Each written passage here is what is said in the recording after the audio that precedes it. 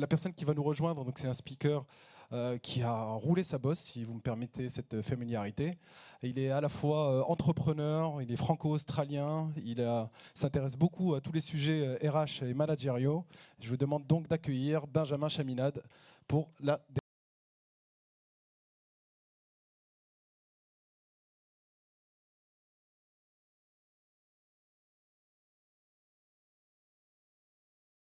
Merci de me recevoir. Ouais, formidable. Donc, la question sur laquelle on m'a demandé de bûcher aujourd'hui et de vous présenter, parce que je suis dernier obstacle avant le buffet, donc on va aller vite, c'est vous parler de l'avenir du travail. Sauf que l'avenir du travail, il y a deux façons de le prendre. Il y a une façon qui est un peu de considérer que c'est quand même un sujet qui tourne depuis quand même quelques années. On a tous assisté à au moins une ou plusieurs interventions sur le sujet, au point où parfois on pourrait se dire est-ce qu'on va parler encore du futur, de l'avenir, du probable et potentiel du travail. Mais il y a une autre façon de prendre ce sujet, qui est de se dire c'est amusant parce que finalement, certes, ce sujet est assez courant, mais chaque année, on a un nouveau sujet. Chaque année, il y a quelque chose qui nous montre un petit peu non seulement notre niveau de maturité sur le sujet en question, mais également où est-ce qu'on en est par rapport à nos concurrents, notamment nos concurrents talents, sujet important actuellement. Et donc, pour illustrer rapidement comme introduction, illustrer un peu ces changements, on pourrait commencer en 2019. En 2019, le futur du travail, c'était le télétravail. À l'époque, 3% des salariés français travaillaient avec une possibilité d'être en télétravail. Ça représentait en gros 17% des entreprises françaises qui, en gros, étaient toutes des grandes entreprises. Donc, c'était le futur du travail, le télétravail. Ce qui était assez amusant, c'est que la même année, pour les travailleurs indépendants, l'avenir du travail, c'était exactement le contraire. C'était pas d'aller chez soi, parce qu'on était tout le temps chez soi, ça va. C'était plutôt de se regrouper avec d'autres indépendants. Donc le futur du travail, à ce moment-là, c'était le coworking. Bon, là-dessus arrive, évidemment, 2020. Alors là, c'est assez amusant, parce que certains experts ont commencé à nous expliquer, en gros, on a pris 10 ans d'avenir du travail. Alors, c'était les experts qui étaient un petit peu trop centrés sur avenir du travail égale télétravail et outils de collaboration à distance, qui ne voyaient pas tout le reste. Bref, sauf que là, il ne faut jamais souhaiter ce qu'on attend, parce que là, personne n'était prêt. Les services informatiques n'étaient pas prêts, le service achat n'était pas prêt non plus. De toute façon, la Chine était fermée, donc on ne pouvait pas acheter l'ordinateur. Les cultures d'entreprise n'étaient pas prêtes. Parce que là, on s'est mis à parler d'autonomie, confiance, liberté. Oh là, non. Les managers n'étaient pas prêts. Management hybride n'était pas un sujet. Même les collaborateurs n'étaient pas prêts de se retrouver mal assis sur la table de la cuisine avec les gamins qui étaient autour de la table. Bref, personne n'était prêt. Donc, alors, il y a eu des choses un petit peu marrantes, genre 30% des collaborateurs ont pu rencontrer les enfants de leurs collaborateurs et collaboratrices. 40% ont fait connaissance de l'animal domestique. Putain de chat. Et par contre, il y a des choses un petit peu moins sympas parce que malheureusement, pour beaucoup de boîtes, donc je ne parle pas forcément de vous, les choses se sont fait un petit peu. Alors j'ai mis urgence, mais en vrai, on s'est compris, hein, c'est plutôt à l'arrache. Mais en plus, dans la durée. Ce qui fait que sur la pyramide de l'autonomie, on a eu des gens qui sont restés coincés. Vous voyez, il y a 5 étapes. Urgence, c'est vraiment non, télétravail hors de question, over my dead body, comme on dit. Donc non. Niveau 2, c'est OK télétravail, mais tu te connectes à 9h comme tout le monde et puis tu te déconnectes à 18h comme tout le monde. Ensuite, on arrive à la collaboration. Collaboration, on a les outils où on peut organiser des réunions et concevoir des choses, travailler sur des projets tout en étant de chez soi. Alors que comme au bureau, la seule chose qu'on peut faire, c'est accéder à des documents. Point barre. Et après, on arrive dans l'insynchronisé où en gros, là, ce sont les entreprises qui travaillent sur plusieurs zones j'allais dire temporel par rapport au slide que je vais vous présenter après, et distribuer. Alors distribuer, à ce niveau-là, on ne parle même plus d'entreprise, parce que vous recrutez des gens à distance qui vont travailler dans leur pays en mode smart work. Donc smart work, c'est on travaille en fonction de ses propres cycles et pas celui de l'entreprise. Voilà, smart work. Et en gros, il y a 20 entreprises dans le monde qui font ça, donc on va pas passer trop de temps là-dessus. Mais en gros, on s'est retrouvé avec des gens qui sont restés un petit peu dans l'urgence pendant plusieurs mois, voire comme au bureau, et qui a fait que, vous connaissez les chiffres, entre 17 et 23% des collaborateurs ont pleuré au téléphone ou en visio avec un collègue. On a eu les chiffres qui étaient de 45 puis qui sont passés à 49% de salariés en détresse psychologique. Alors rassurez-vous, les managers, c'était pire, c'était 55%. C'est une enquête empreinte humaine. Je vous invite à la regarder. Voilà, c'est redescendu, on n'est plus qu'à 40. Ouais. Est-ce que les choses n'ont pas toujours été adressées. Arrive 2021. 2021, on va vite parler du futur du travail comme étant hybride, mais en fait, on était tellement contents de se retrouver sans les masques que en fait, ça n'a pas été un sujet. Et puis arrive 2022. Alors là, télétravail forcément, multivers, réalité virtuelle, réalité augmentée. Enfin, Jérémy Lamry, si vous connaissez, fait tout le tour des popotes sur ce sujet-là. Bon, en vrai, c'est là où on se dit, tiens, il faut faire attention entre le moment où on en parle et le moment où c'est vraiment utile. Et arrive également en 2022, où là, on a commencé à mettre le doigt sur les choses qui font mal, et maintenant que la poussière commençait à retomber, on a commencé à se poser les vraies questions. Donc il y a la notion de sens, on en a parlé tout à l'heure, mais ça fait 15 ans qu'on en parle, c'est pas récent. Mais c'est surtout la place du travail dans la vie qui est devenue un sujet. Donc en 99, il y avait donc Empreinte Humaine, encore eux, et Opinionway qui avait fait une étude en demandant quelle est pour vous la place. Est-ce que la place du travail est pour vous importante ou très importante? À votre avis, en 99, combien de personnes avaient répondu « Ouais, c'est très important le travail dans ma vie ». J'ai 80, j'ai 50, 90. Ouais, vous êtes dans la bonne tendance, effectivement. C'était 70%. Maintenant, en 2022, puisque nous sommes toujours en 2022, la même question a été posée. À votre avis, 40%? J'ai 30% à ma gauche. Pardon? J'ai entendu un 35%. Effectivement, c'est encore pire. Voilà, 19%. Donc là, on a un vrai sujet, surtout en bossant dans les RH. Vous savez, des RH, les RH, peu importe. Là, d'un seul coup, vous pouvez vous dire deux choses. C'est, tiens, tout le monde est comme moi. Ou ça va être compliqué de recruter des personnes qui, déjà, dès le départ, ne veulent pas vraiment travailler, en fait. Ouais. Ça, c'est un métier que je vous envie pas. Donc là, on est en 2022. Et puis arrive 2023. Et en 2023, 2023, quelle est la... Attends, pardon, je suis allé trop vite pour la photo. Je remets pour la photo. Voilà, il faut être plus réactif pour les photos. Voilà, vous pouvez pas laisser, vous pouvez faire traîner le groupe là. Ok, c'est bon. Alors, et en 2023, quelles sont les tendances actuelles? Il y en a deux fastoches. Voilà. Pardon? La semaine de 4 jours, exactement. Ça, c'était le premier fastoche. Merci. Il y en a un deuxième fastoche. On en a tellement fastoche qu'on en a parlé déjà ce matin. Voilà, l'intelligence artificielle. Donc ce matin, on vous a parlé de ChatGPT. Moi, je fais plus que vous en parler. Je lui ai demandé de me faire un plan sur une conférence sur le futur du travail, avec un ton professionnel, et puis qu'est-ce que j'avais mis d'autre, avec des exemples concrets. Voilà, parce que ça dure 3 quarts d'heure, j'allais pas m'emmerder. Et en fait, ça m'a surtout montré ce qu'il ne faut surtout pas faire. Alors maintenant, il y a une nouvelle compétence, peut-être que vous l'avez entendu parler, ça s'appelle le prompt crafting. Avant, on parlait de langage booléen avec des plus et des moins pour Google. Maintenant, c'est le prompt crafting, le nouveau truc à la mode. Donc là, je n'ai pas un prompt crafting de ouf.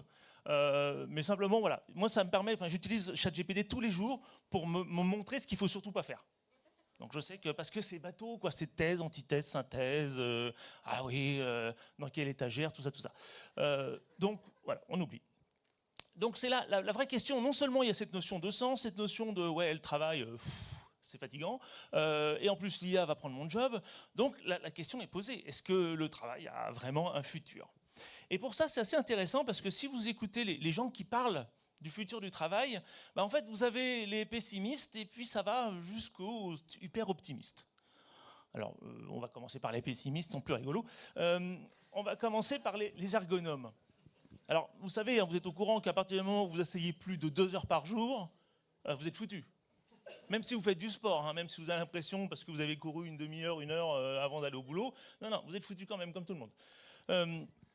Et en fait, j'ai noté la liste, parce que tellement c'est... Alors, donc ça, effet néfaste sur les fonctions cognitives, mal de dos, diabète, cancer colorectal, et pour ceux qui sont concernés, donc 50% de la salle, cancer de la prostate.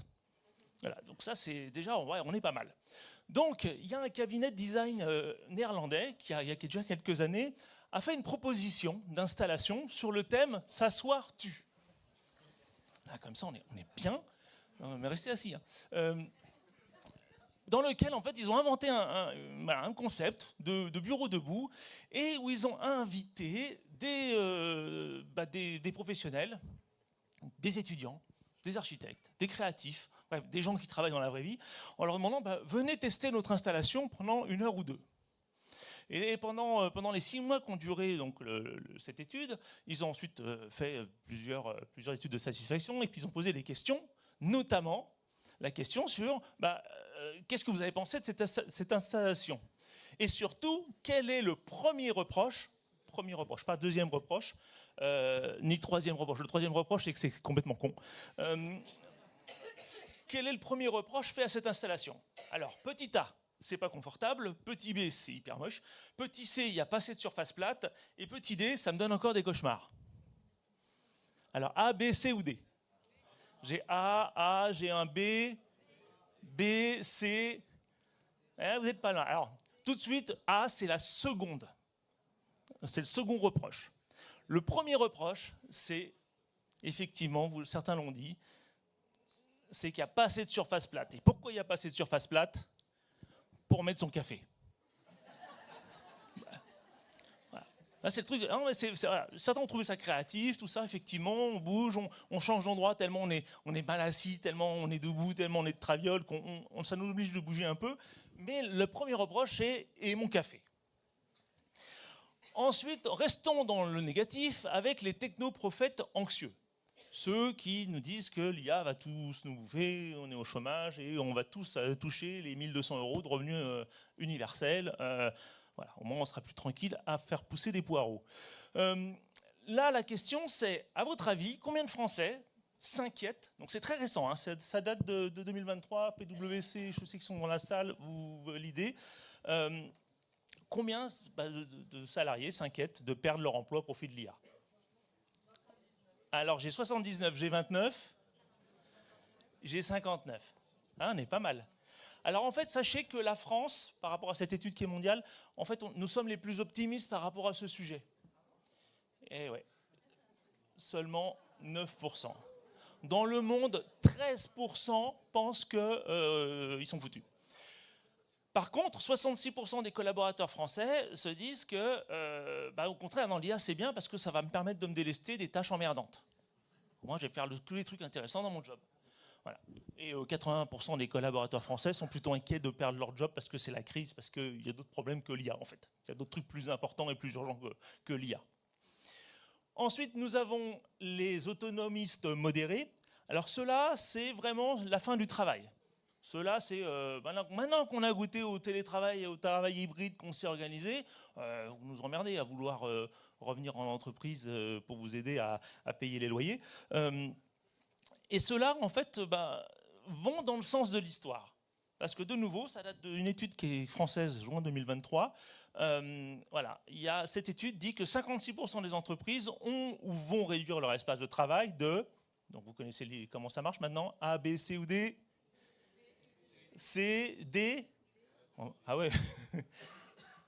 J'ai B, A, j'ai quelques B. Et effectivement, c'est B.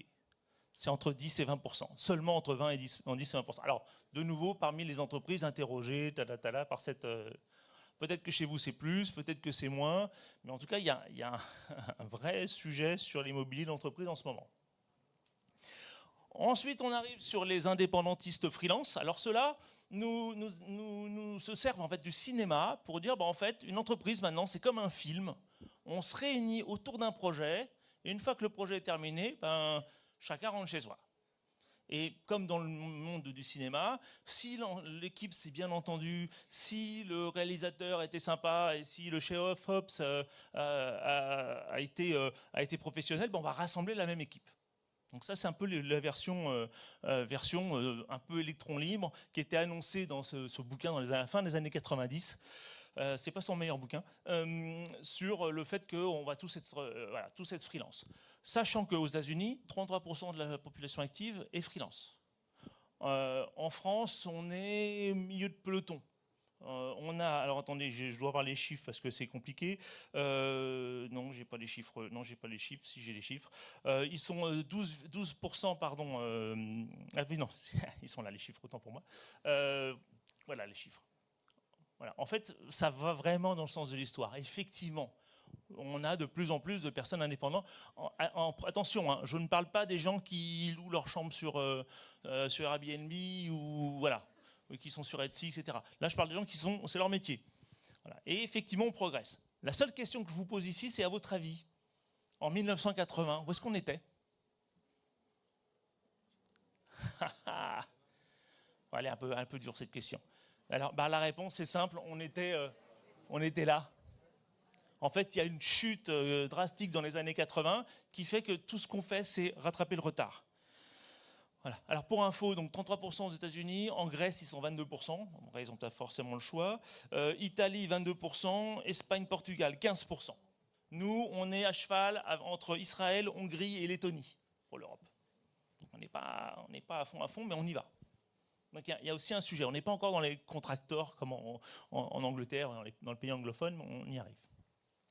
Et le dernier, celui que vous voyez souvent en conférence, qui sont les collectionneurs de bonnes pratiques, ceux qui vont voir un peu ce qui se passe actuellement, ils vont faire un espèce de gloubi-boulga entre pratique RH, managériale, et puis pratique d'organisation, et ça vous donne ça. Voilà. Donc je pense que tout y est plus ou moins. J'ai gardé des vieux machins, mais je pense qu'on est quand même pas mal. Voilà.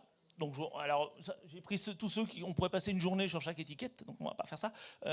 Voilà. Et c'est là en fait, avec cette approche-là, que je me suis dit tiens, c'est marrant parce que tout ça, c'est sympa, mais qui parmi vous fait tout? Voilà, il y a personne. Même, allez, on va réduire. Qui parmi vous fait juste cela? Déjà, je suis même pas sûr que vous sachiez ce qu'il y a derrière ces concepts. Enfin, on est entre nous. Mais en plus, non, quoi. Non, parce que la semaine de 4 heures, effectivement, c'est un sujet, mais je pense que... Ah oui, non, ça c'est le bouquin de Tim Ferriss, je confonds toujours les deux. Lui, il a tout compris.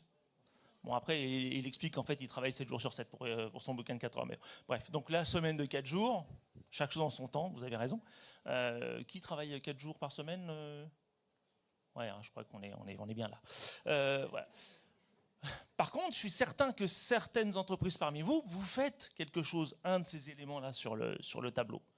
Peut-être un, peut-être deux, peut-être trois.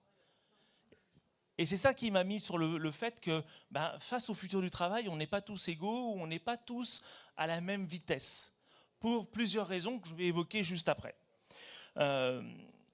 Mais d'abord, je pense qu'il faut vraiment se poser la question, avant de parler du futur du travail, parlons du travail de maintenant. Parce que c'est quand même le plus important. C'est sympa pour les conférences, le futur du travail, et puis on voit que les choses qui se passent, et puis ça nous rassure parce qu'on regarde à gauche, on regarde à droite, et on voit que nos collègues, ils ne savent pas non plus de quoi on parle, et puis ils ne sont pas du tout en train de le faire non plus. C'est rassurant. Maintenant, il y a un vrai sujet qui est celui-ci. Donc je ne sais pas si vous voyez la référence, je pense qu'elle est assez évidente. Voilà. Ok, si vous voulez l'auteur l'auteur, c'est en bas à droite. Voilà, donc prenons une ligne qui décrit la ligne du temps, dans laquelle vous avez le maintenant du futur du travail, vous avez le passé du futur du travail, donc le télétravail notamment, et puis là-haut, vous avez le futur du télétravail, si éventuellement la semaine de 4 jours. En fait, ça c'est la ligne pour tout le monde, ça c'est la ligne du futur du travail de TF1.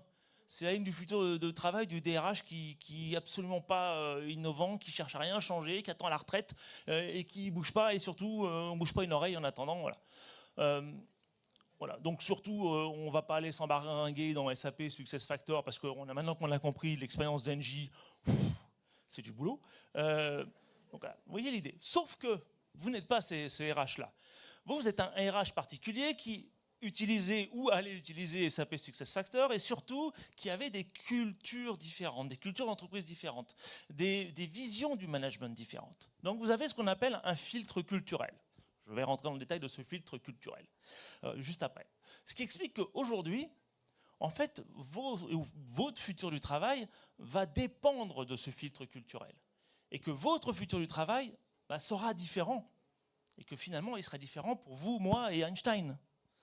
De nouveau la référence. Voilà. Alors que pour là-haut, ce sera la seule réalité pour tout le monde. Et voilà. Donc c'est ça qui m'intéresse, c'est où est-ce qu'il va aller votre futur du travail? À quoi est-ce qu'il va ressembler votre futur individuel du travail? Bon, sauf ceux qui ont 63 ans, on sait, dans l'année prochaine. Voilà, voilà. Alors il y a 3 éléments pour le filtre culturel, 3 éléments, donc je continue toujours avec la référence. La première référence, c'est évidemment les tendances. Celles-là, vous ne pouvez que les écouter, les suivre, les identifier. Et en gros, une tendance, c'est quand même un événement avec une fourche dans votre dos qui vous fait avancer. C'est ça le concept de la tendance. J'en ai retenu 3 ou 4, je ne sais plus. La première, vous allez voir, rien de nouveau, c'est le passage du lieu de travail à l'espace de travail, avec 66% des dirigeants européens, c'est Microsoft qui nous le dit, qui veulent plus de collaboration dans l'entreprise. Et donc, qui dit collaboration dit que non seulement il y a un état d'esprit à développer autour de ça, mais il y a également un espace de travail. Et donc l'idée, c'est que ce n'est plus un lieu de travail dans lequel on va pour aller s'asseoir à un bureau, ceux qui sont déjà en flexo-fixe connaissent, mais c'est d'abord et surtout un espace de rencontre avec nos collègues et de collaboration pour bosser sur des choses. C'est-à-dire qu'en gros, l'idée, c'est que c'est un peu comme les formations à distance. Vous faites, maintenant les formations, il y a le blended learning, vous faites une partie à la maison avant d'aller à la formation en salle. Et finalement, vous avez fait le plus gros du travail, et vous allez ensuite en salle de formation pour échanger sur les questions que vous avez. C'est un peu pareil. Le boulot que vous pouvez faire chez vous, vous le faites chez vous. Par contre, dès qu'il faut collaborer avec des gens, c'est en présence, parce que maintenant on sait qu'en présence, c'est quand même vachement mieux que par Teams ou Zoom. Et c'est donc dans une espèce de hub. Donc là, souvent, on cite les bureaux de Pixar. C'est le truc à la mode. C'est l'idée de Pixar avec les toilettes et tout ça. Enfin, le toilette et tout ça. Ensuite, on a évidemment le changement. Vous avez, tout à l'heure, rapidement, Marie avait parlé de la notion d'intergénérationnel. Et là, effectivement, c'est clairement de l'intergénérationnel, parce que les plus de 55 ans nous emmerdent vraiment, avec un vrai changement, où on ne cherche plus un standard de vie, où je cherche un scénic blanc, une maison, et puis voilà. Non, je cherche d'abord la qualité de vie. Et évidemment, vous le connaissez, vous êtes dedans, la qualité de vie au travail également. Rien de nouveau. Et le troisième, qui est le passage de candidats et salariés à des consommateurs. Et ça, je pense que vous les voyez tous. Ces candidats qui vous disent « merci, je vous rappellerai ». Je pense que ça, vous les connaissez. Par contre, je pense qu'il n'y en a encore aucun qui vous a dit « tiens, si vous venez de me demander des références, est-ce que vous pourriez aussi me donner le nom de 3 salariés contents de travailler chez vous ?» Non, vous n'avez pas eu cela encore? Moi, j'en ai eu. Ils arrivent. Ils arrivent. Donc oui, effectivement, cette notion de génération est importante. Voilà, on a une vraie approche consommateur. Mais finalement, c'est amusant parce que nos clients, ils veulent plus de personnalisation, ils veulent plus de responsabilisation, notamment sociale et sociétale. Ils veulent plus impliquer dans la conception des produits. Voilà, nos salariés aussi. Ils veulent plus de responsabilité sociale de votre part, ils veulent plus de collaboration, ils veulent plus participer à la création de leur job. On est vraiment dans le consommateur.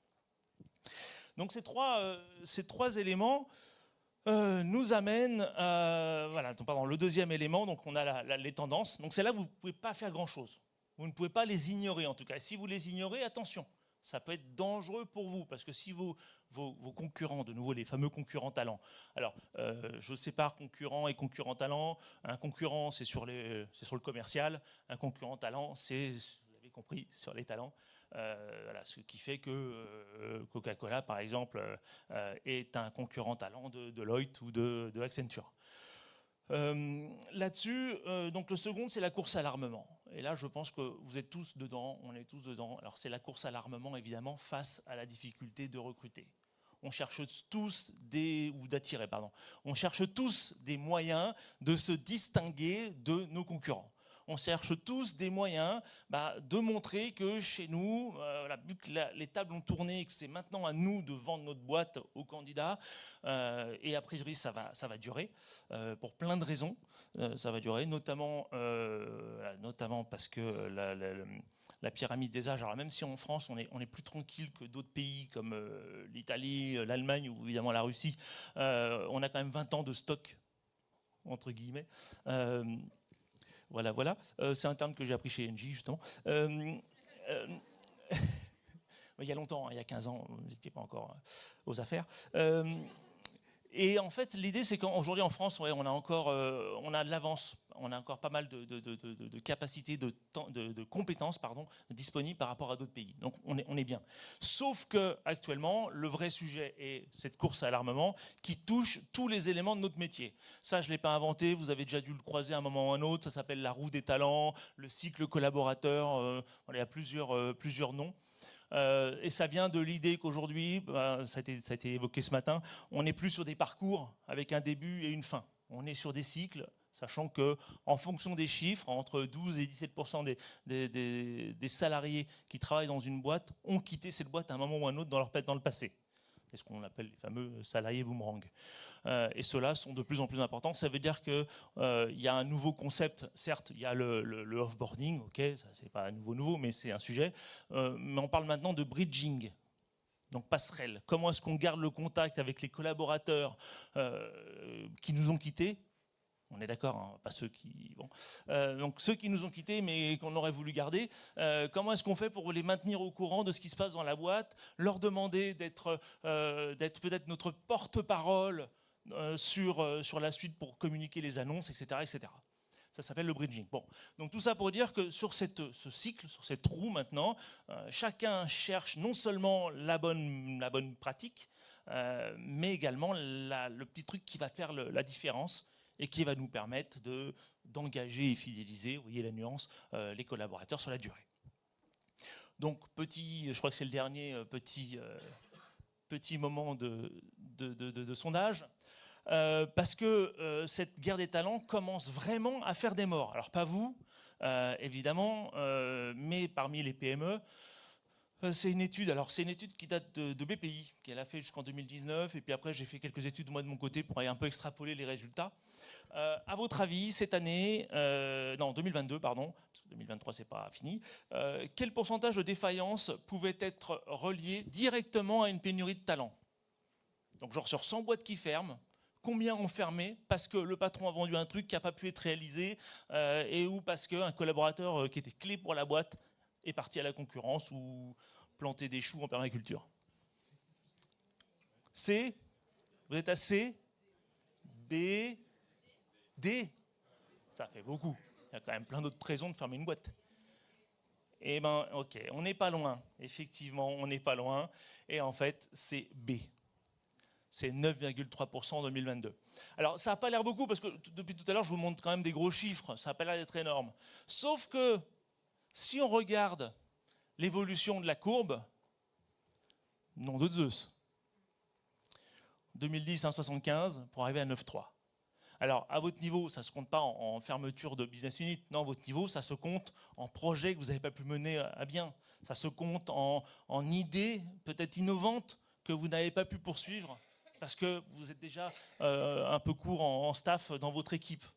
Ça se traduit en choses qui vous empêchent de construire l'avenir. Et ça, c'est pas mortel à court terme, mais c'est vachement emmerdant sur le moyen terme quand même. Et enfin, le troisième, nous y voilà, c'est votre culture et vos valeurs qui vont vraiment faire la différence. Autant les talents, vous n'avez pas le choix. Autant la course à l'armement, si vous avez un nom super connu dans votre secteur, que les gens ont compris qu'il fallait passer par vous pour être pris au sérieux dans son métier, pas de souci. Vous avez plus un souci d'attirer des collecteurs de timbres qui sont juste là pour votre marque et qui vont partir dans 3 ans. C'est un autre sujet. Par contre, culture et valeurs, jusqu'à présent, on considérait ma culture, c'est ma culture et mes valeurs, c'est mes valeurs. Sauf que depuis 2020, il y a quand même pas mal de boîtes qui se réinterrogent sur leur sens, déjà sur l'évolution de leur culture, qui n'était pas forcément faite, notamment pour le travail hybride, mais également sur leurs valeurs. Et des valeurs qui commencent à être un peu plan-plan et un petit peu dépassées. Je ne vais pas vous les donner pour ne froisser personne, on ne sait jamais. Ces cultures et ces valeurs, en fait, vous montrent à quel point on va faire changer un sujet. Donc là, j'ai pris le sujet qui était sur le tableau tout à l'heure, sur la porte de frigo, de l'hybridation. Et regardez des cas, vous prenez des entreprises et regardez ce qu'ils en ont fait. On va retrouver par rapport à leur politique qui a été négocié par rapport au travail hybride et au télétravail, on va retrouver leurs valeurs en filigrane. YouTube, c'est très simple, hein. C'est quand vous voulez, sauf le lundi et le vendredi, faut pas déconner. NetMedia, qui est plutôt dans le YouTube, le web, etc., ça dépend de la charge de travail. Stellantis, ils sont passés en remote first dès fin 2020, début 2021. J'ai une confirmation. Hachette, c'est 2 jours par semaine, plus 12 jours à répartir dans l'année. On vous responsabilise là-dessus. Microsoft, 50-50. Access First, vous êtes client, c'est 100% remote parce que ça coûte moins cher. Et puis Amazon, c'est à la carte jusqu'à un certain montant. Voilà. Et en fait, en voyant la façon dont ça a été traduit, on retrouve les valeurs de chaque entreprise. Donc je ne sais pas si nos candidats qui découvrent ça font cet exercice intellectuel de se dire ah tiens, de savoir que dans cette boîte-là, on ne peut pas aller en télétravail le lundi ou le vendredi. Je ne sais pas si ça leur donne l'idée de dans quoi ils s'engagent.